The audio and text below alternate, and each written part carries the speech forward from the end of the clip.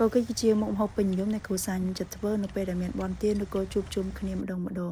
ចឹងហើយខ្ញុំបើកទូមកឃើញមានបន្លែខ្លះស្រស់ៗដែលអាចធ្វើគូកិច្ចញ៉ាំបានហើយបន្លែណាដែលខ្វះខ្ញុំទិញថែមបន្តិចបន្តួចទៅយកមកលាយផ្សំគ្នាទៅបង្កើតបានជាបន្លែគូកិច្ចយ៉ាងច្រើនខ្ញុំចិត្តបន្លែទាំងអស់លាយបញ្ចូលគ្នាឲ្យអស់ហើយលាងសម្អាតវាទៅរួចជាការស្រេចហើយមកធ្វើទឹកទៅហ៊ូយើងវិញចឹងទឹកទៅហ៊ូយើងក៏អត់ពិបាកធ្វើដែរដួសទៅហ៊ូមកបន្តមកដាក់ស្ករហើយប៊ីចេងខូចឆ្មាតមកកូរវាបន្តិចទៅខ្ញុំមានម៉ាស៊ីនក្លុកទេ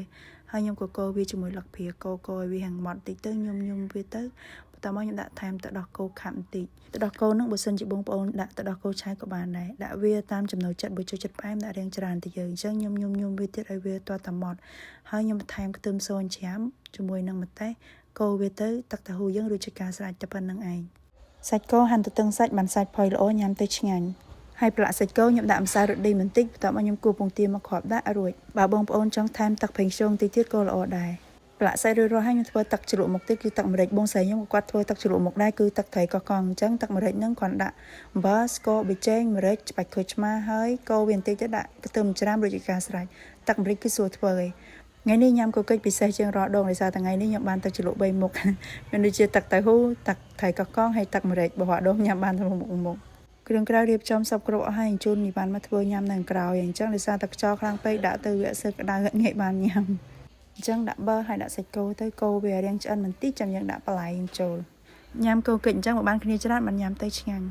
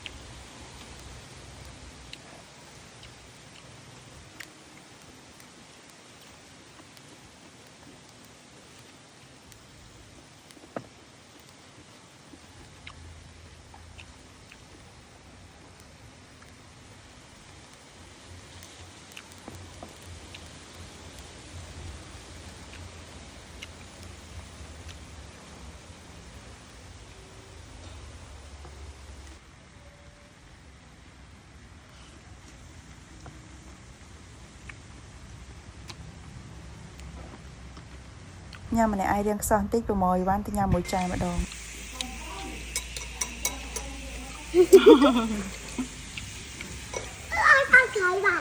Thank you.